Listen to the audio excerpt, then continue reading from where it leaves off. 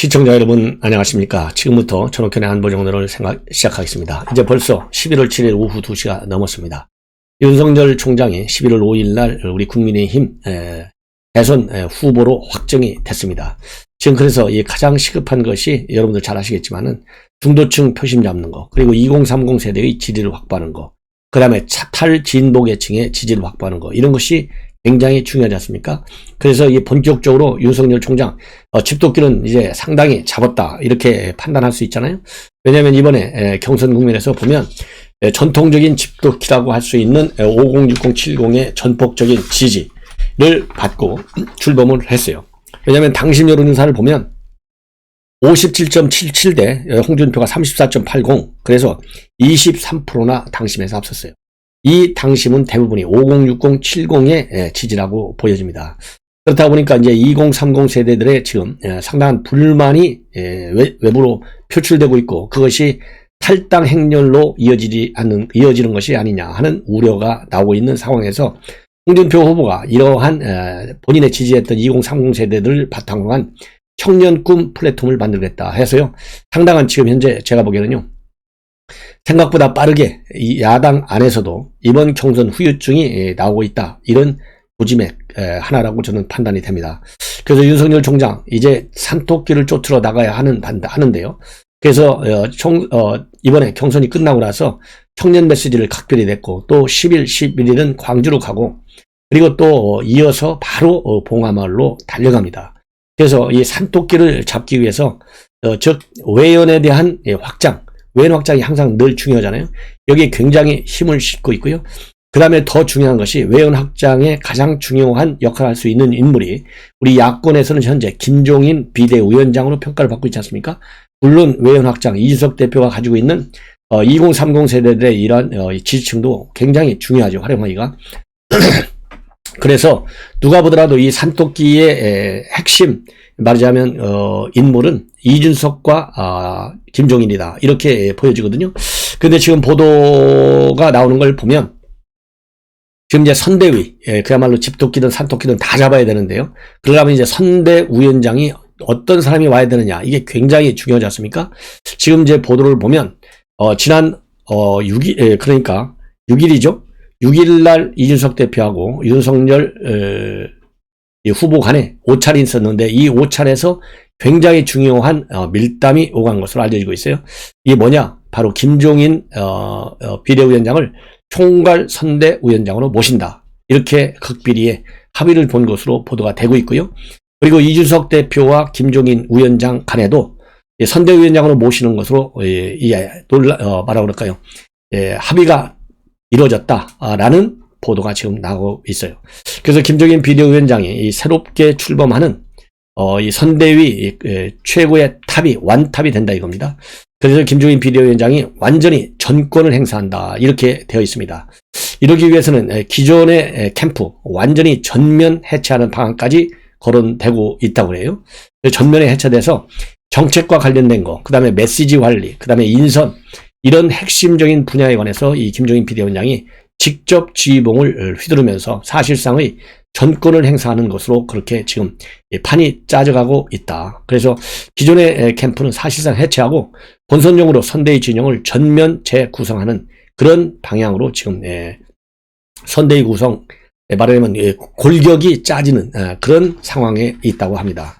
물론 선대위 인선에서 당연히 후보인 윤석열 총장의 입김을 완전히 무시할 수는 없겠지만은, 그동안에 윤석열 총장도 이제 김종인 비대위원장과 상당한 이 교감을 쭉 나눠온 것으로 지금 알려지고 있잖아요. 그렇기 때문에 경선 캠프의 일부 인사들 당연히 선대위에 합류한다, 그렇지만은 전면 쇄신한다, 이렇게 지금 알려지고 있어요. 그래서 제가 보기에는요, 김종인 위원장의 이 전면 쇄신, 왜냐면 그동안에 보면 이 파리떼가 너무나 많이 몰려들었다, 그렇게 얘기를 했지 않습니까? 그리고 또 이준석 대표 같은 경우는 뭐라고 했냐면, 이거 하이에나들이 너무 많다, 이렇게 또 얘기를 했거든요. 그러니까 전현직 대표, 전직 대표는 김종인 위원장, 현직 대표는 이준석, 이 두 사람이, 한 사람은 파리떼에 너무 둘러싸여갖고 지난 9월 달에 그랬거든요. 김종인 비대위원장이 파리떼에 둘러싸여서 5개월 동안 헤맨 것이 윤석열 총장의 현주소다, 이렇게 말하자면 비하를 했어요. 그리고 이준석 대표의 경우에는 지난 8월 달에 후보들 곁에서 권력욕을 부추기는 하이에나가 아니라 밝고 긍정적인 멧돼지와 그리고 미어캣이 있었으면 좋겠다. 이렇게 해서 하이에나로, 즉 권력욕만 추구하는 하이에나들이 거듭하다. 이런 굉장히 비판적 시각을 내놓은 바 있어요. 그런데 더군다나 지금 이 보도를 보면요. 바로 이준석 대표가 JTBC 인터뷰에서 밝힌 내용인데, 바로 이 JTBC 인터뷰, 어제 한 인터뷰인데, 여기에서도 제가 선거 과정에서 하이에나를 김종인 비대위원장은 파리떼를 언급했는데, 윤 후보는 전현직 당대표가 어느 지점에 우려를 가졌는지 잘 전달받을 필요가 있다. 이렇게 해서 윤석열 후보가 이제는 냉정해질 시점에 왔다. 이런 입장을 표명한 것으로 표명을 했습니다. 그래서 저희가 하이에나와 파리떼를 언급한 시점부터 윤 후보 캠프에 더 많은 사람이 참여했다. 냉정하게 지난 2달 동안 캠프 활동 양상을 보면 표를 얻은 것이 맞나 아니면 간표윤이 맞나 하는 것을 냉정하게 평가해야 한다. 이런 입장문을 내놨습니다. 더더욱이 지금 윤석열 후보가 10하고 11일 광주를 방문하는데요. 이 동행할 것이다 라는 보도가 또 나온 것 같아요. 그런데 지금 이준석 대표 그라는 매우 중요한 선약이 있다. 사드 기지 방문이다. 이렇게 하면서 이런 것도 먼저 일정을 조율해야 되는데 언론 보도를 보면 같이 가는 걸로 되어 있는데 내가 같이 못 간다 이겁니다. 자기하고 사전에 조율된 거 없다. 예.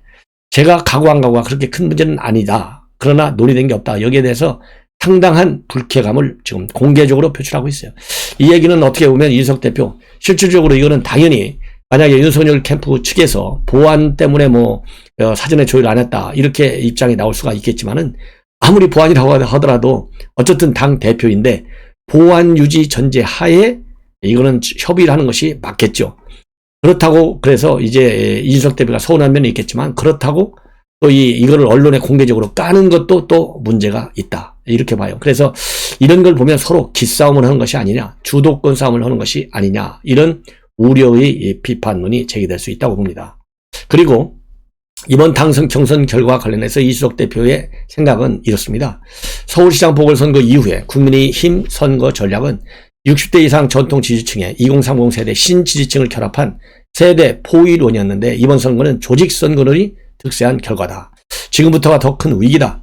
당원 몇십만 명 단위에서 조직선거는 치를 수 있지만은 5천만 명 국민 대상 선거에서는 윤 후보의 확장성이 떨어지는 것을 극복하는 것이 큰 과제다. 이렇게 밝히고 있고요.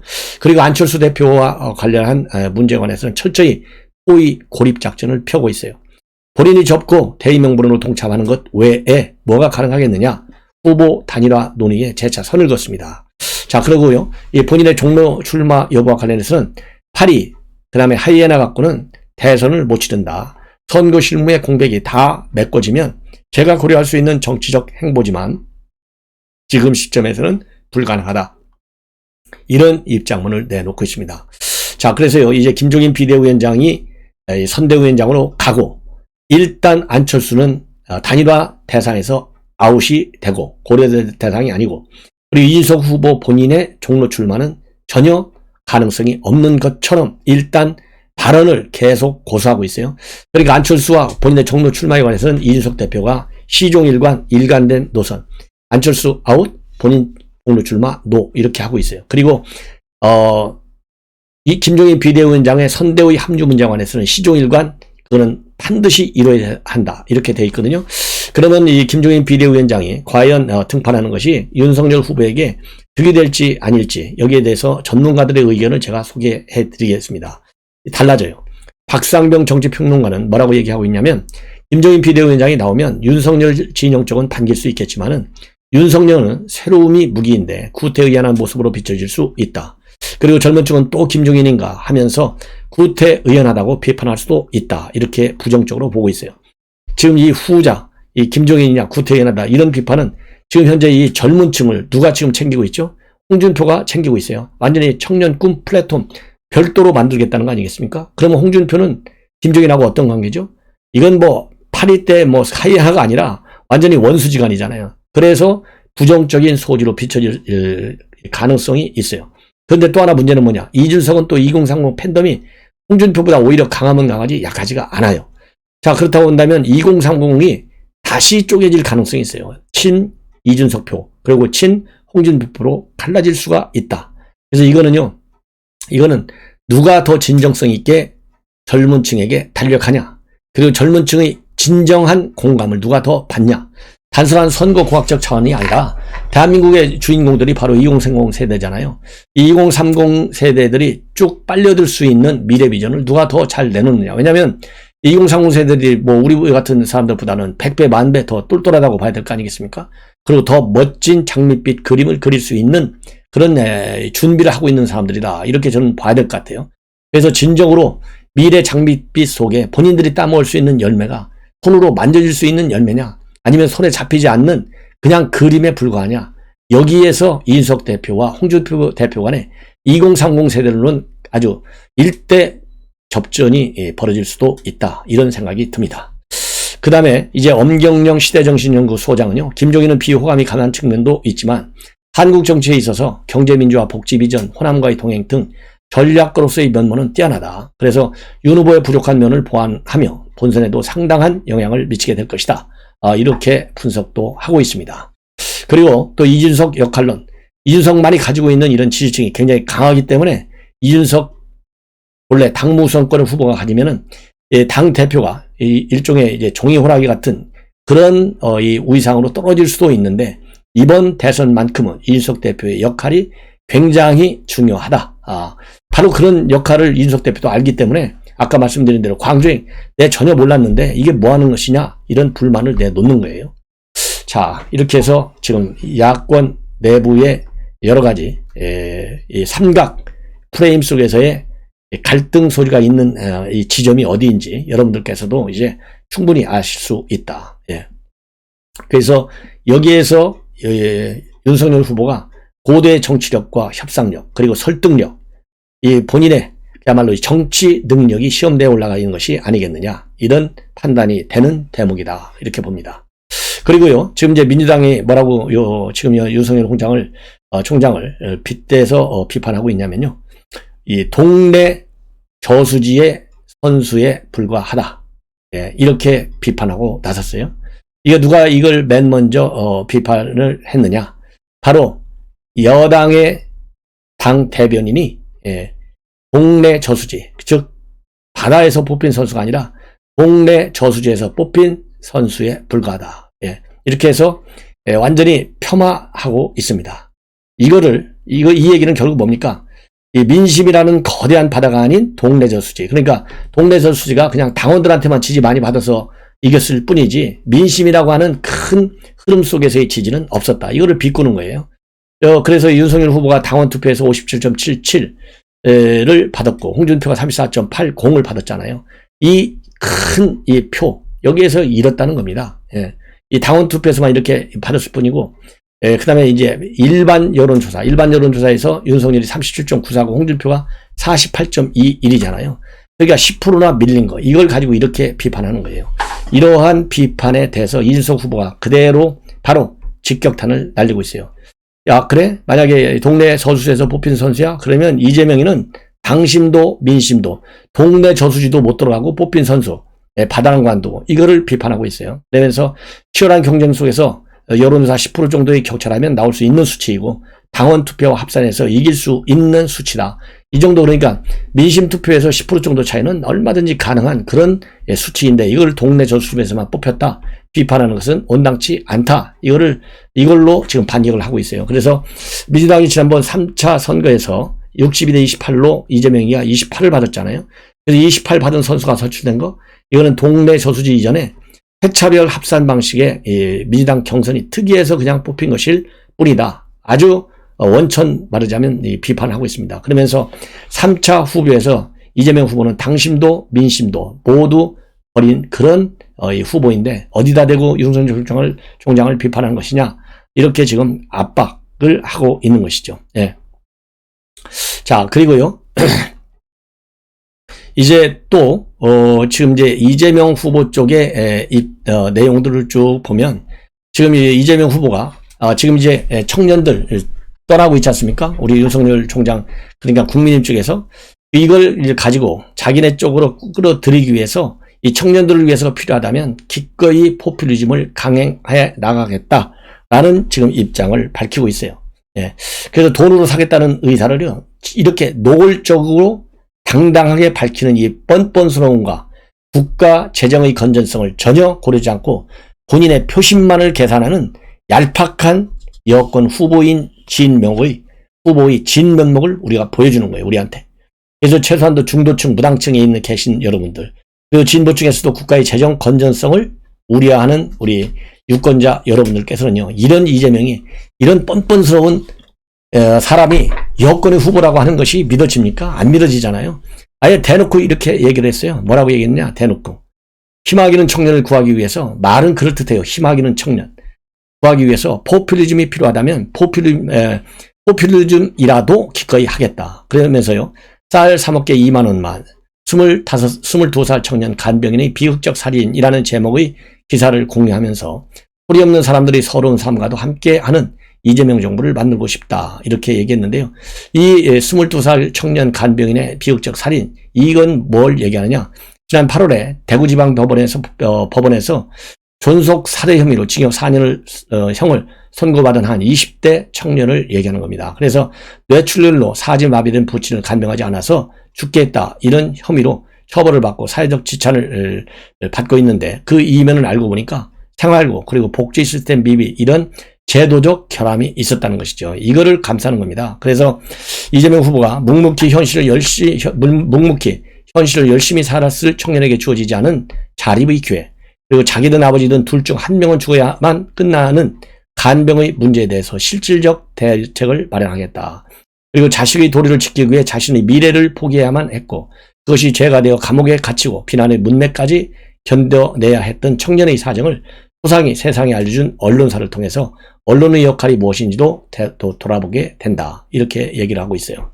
자, 그러면서 이 사건은 아주 오랜 시간 동안 모두의 방임과 무관심 속에서 이루어진 타살이라고 하는 한 교사의 탄원에 공감한다면서도 한다면서 이 탄원에 동참하겠다라는 의사를 밝혔어요. 그러면서 이 정치가 입버릇처럼 민생을 외치지만 복잡한 경제 수식과 수치로는 결코 드러나지 않는 보통 사람들의 삶, 정치에 관심 가질 여력조차 없는 소리 없는 사람들의 삶이 곧 민생이다. 이분들의 삶을 바꾸는 것이 가장 위대하고 시급한 개혁이다. 이렇게 해서 이 포퓰리즘 아주 노골적 추진 의사를 벌이고 있는데요. 오늘 이 안철수 대표는 뭐라고 이걸 비난하고 있느냐면, 이 포퓰리즘 말로 더도 말고, 그러니까 이 포퓰리즘의 지금 대표 공약이 전국민 재난지원금이잖아요. 이것은 더도 말고 덜도 말고 국가 예산으로 표를 사겠다는 포퓰리즘, 아니 표팔리즘에 불과하다. 내년 대선 직전까지 돈 풀어서 온갖 생색은 다 내서 이명박 정부가 탄생한다면 그것은 국민의 생명과 안전과 관련한 일에는 안면을 몰수하겠다는 조커 정부일 뿐이다. 이런 비판의 메시지를 내놓고 있습니다. 자, 이렇게 해서요, 이재명이가 지금 포퓰리즘 올라타서 지금 떨어지고 있는 민심을 다시 얻겠다는 이런 얄팍한 수책으로 나오고 있는데, 우리 국민들이 그렇게 어리석지 않다, 예, 이런 말씀을 드리고 싶고, 나라를 그야말로 거덜내겠다는 이러한 이 정책, 우리가 용납할 수 있겠습니까? 자, 또 나라를 거덜내겠다는 정책 중에 또 하나가 뭐냐면 기본소득 개념이잖아요. 근데 이 기본소득 개념이 슬그머니 이재명의 입에서 슬슬 사라지고 있다라는 보도가 나오고 있어요. 그래서 지난 1일날 이낙연 캠프하고 그 다음에 이재명 캠프 출신 의원들끼리 다 같이 만나서 만찬하는 가운데서 기본소득은 시대적으로 안 맞다, 이런 비판이 이낙연 계열의 의원들로부터 공세적으로 나왔고요. 그리고 최근에 이재명 후보가 얘기하는 걸 보면 그러니까 민주당 후보로 선출된 직후부터는요, 이 기본소득 이거를 이제 단계적으로 하겠다라고 말을 슬쩍 바꾸고 있어요. 예. 바꾸면서 기본소득 전략을 좀 수정하는 그런 모양을 보여주고 있습니다. 자, 이 얘기는요, 한꺼번에 기본소득을 싹 다 빠지면은 이거 봐라, 너 기본소득도 모르면서 기본소득 개념을 잘못 제시한 거잖아, 이런 비판이 이미 한번 나온 바 있어요. 그러니까 이것이 다시 반복되면 또 치명타가 될 수 있으니까 단계적 부분적 기본설계론을 제시하고 나오고 있습니다. 예. 그러면서 이제 오히려 기본소득보다는요, 성장의 회복에 방점을 두는 정책으로 설계하고 있습니다. 자, 이거를 보면 이재명이가요, 항상 자기가 이제 뭐라고 그럴까요? 수세 벌리면 그건 아이디어 차원이다. 국민 여러분들은 정책과 공약도 모른다, 아이디어도 모른다. 왜? 그러면서 본인의 이런 발언과 주장을 합리화시키고 있는데요. 솔직하게 그냥 제가 지식이 짧았습니다. 판단이 잘못됐습니다. 제가 이렇게 수정하겠습니다. 이렇게 해서요. 기본소득, 그 다음에 전국민 재난지원금, 그 다음에 이 포퓰리즘에 대한 정상적이고 극히 기본적인 공부서부터 다시 시작하는 것이 나라를 위해서 그리고 2030 세대들의 앞길을 위해서도 바람직하다라고 저는 지적을 하면서 본 방송은 마무리하겠습니다. 시청자 여러분들께서요. 알람을 설정해서 제 방송 많이 시청해 주시면 대단히 고맙겠습니다. 감사합니다.